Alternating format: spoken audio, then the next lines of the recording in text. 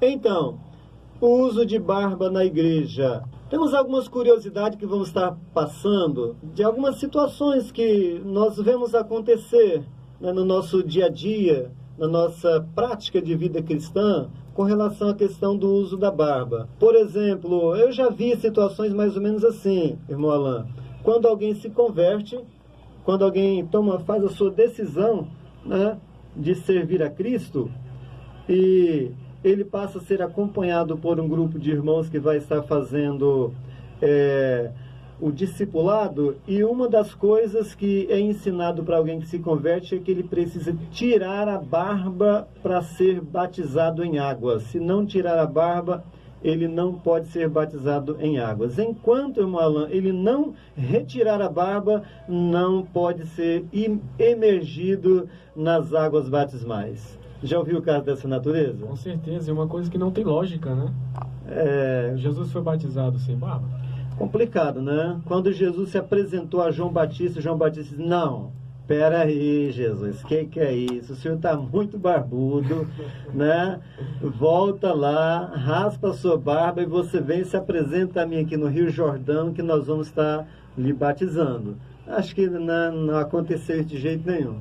Uma outra situação também, irmão Alain, que é muito comum acontecer, né? Alguém que você já está inserido no meio religioso e você resolve acreditar que o Evangelho não lhe proíbe de usar a barba, e você já fazia parte do meio religioso, você já era até um obreiro, tinha funções na igreja, e você resolve deixar a barba. Aí complica, hein? Como que vai fazer com alguém que tinha um determinados cargo na igreja, um superintendente da escola bíblica dominical, que de uma hora para outra resolveu chegar na igreja barbudo? Ele saiu para viajar, passou 30 dias fora, enquanto isso passou 30 dias sem tirar a barba, quando chegou na igreja para assumir a sua posição de líder da escola bíblica dominical barbudo. É complicado, né? É complicado, né? O que você acha disso aí? Então, às vezes o camarada viaja, não tem tempo de poder tirar sua barba, só que quando for chegar lá, é impedido por causa da sua barba, né?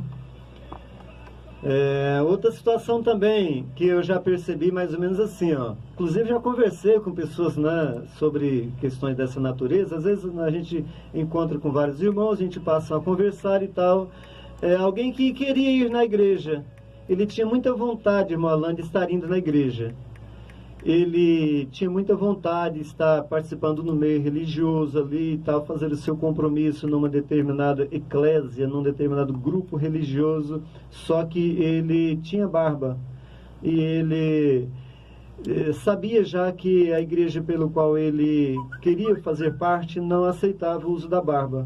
E por esse motivo ele não conseguia ir na igreja. São questões dessa natureza, né? Se a pessoa tem um cargo, às vezes ele é suspenso do cargo dele, né? Ele é chamado no gabinete para se conversar e tal. Aí, no momento que ele resolve retirar a barba e tal, deixar tudo certinho, aí ele volta às suas funções, mas se ele insistir em deixar a barba, é perigoso ele perder as suas funções e tal, ele começa a ser discriminado, tirado, né? E outras pessoas tentam entrar na igreja de barba e não encontram espaço na igreja para estar tendo ali participação porque usa a barba. Outra questão também muito legal, muito interessante para a gente poder estar analisando, uma pessoa que ele pregava na igreja, ele cantava louvores, ele tinha oportunidade para estar dando um testemunho de uma cura que ele recebeu, né, um parente dele, uma libertação que ele recebeu, e ele até de repente fez um voto que o dia que ele recebesse,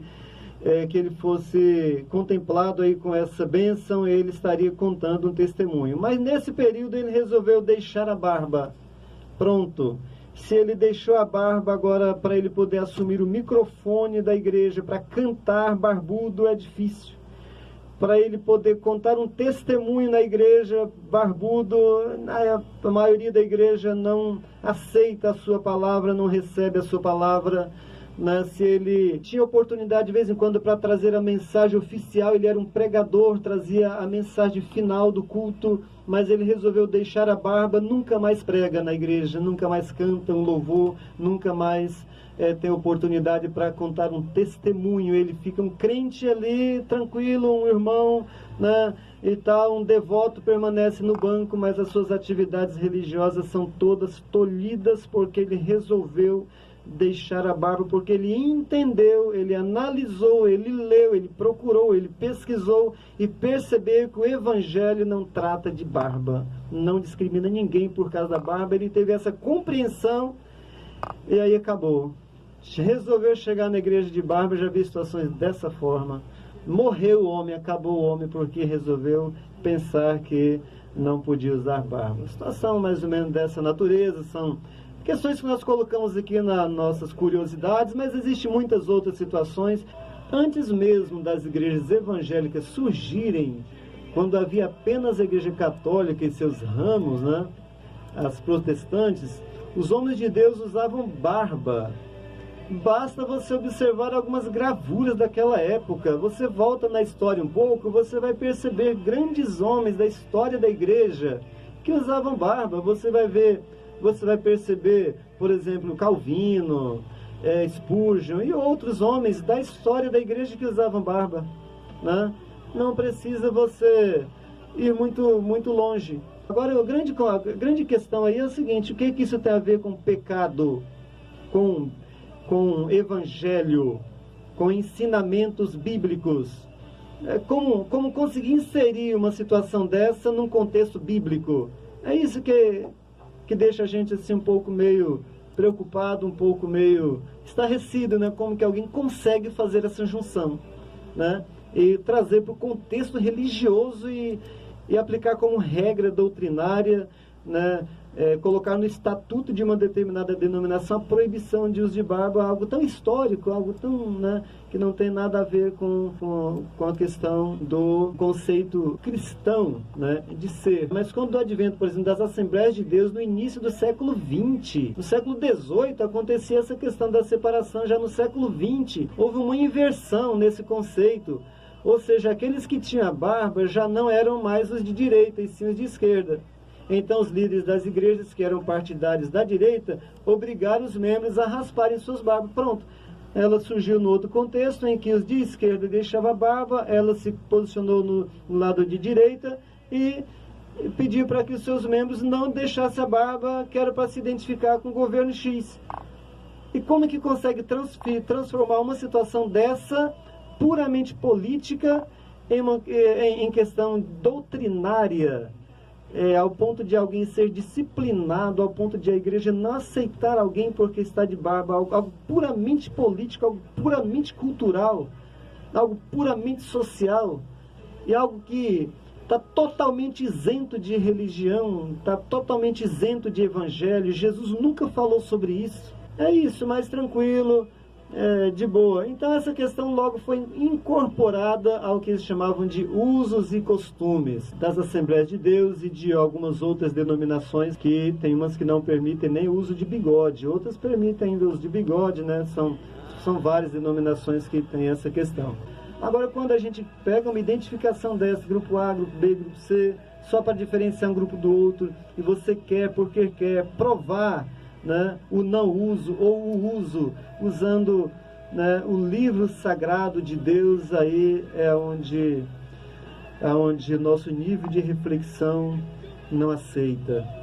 Nem Jesus, nem o Evangelho não vai estar aceitando isso. Seria tão importante, né, irmãos? Nós não temos costume de usar, dado historicamente essa questão assim, mas não tem nada a ver com o Evangelho, não tem nada a ver com Bíblia. Seria tão legal se houvesse essa consciência, né? Se alguém conseguisse abrir o jogo e falasse a verdade. Conhecereis a verdade vos libertará. É isso, né?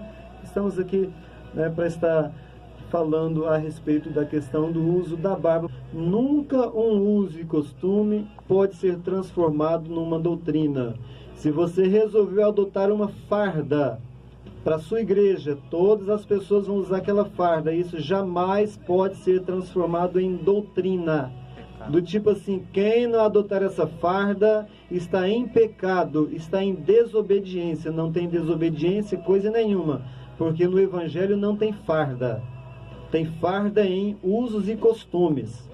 Então, qualquer coisa que o Evangelho não aborda, ele é tratado como uso e costume e não tem autoridade sobre a palavra, não tem autoridade sobre o Evangelho. Portanto, nenhuma liderança tem autoridade para dizer: quem tiver de barba é pecado, está em pecado. Porque a palavra de Deus não trata dessa forma.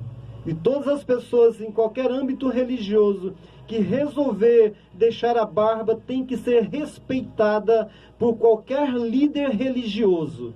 O Evangelho não abre espaço para nenhum líder religioso desrespeitar nenhum membro de nenhuma igreja porque resolveu usar a barba. Tem que ser respeitado e tem que ser tido como irmão em Cristo. Seja obreiro, seja membro, seja congregado, na igreja tem que ser respeitado, e qualquer pessoa de qualquer outra igreja que use barba, se na igreja anterior não usa, mas na outra igreja usa, tem que ser respeitada também. O Evangelho não abre espaço para ninguém estar discriminando ninguém, principalmente por algo que o próprio Evangelho não discrimina. Então, desculpe a gente falar assim com um pouco mais forte nessa questão, mas a gente tem que ter bastante cuidado. Essas pessoas precisam ser respeitadas, precisam ser amadas e precisam participar do meio religioso, já que o Evangelho não trata dessa questão.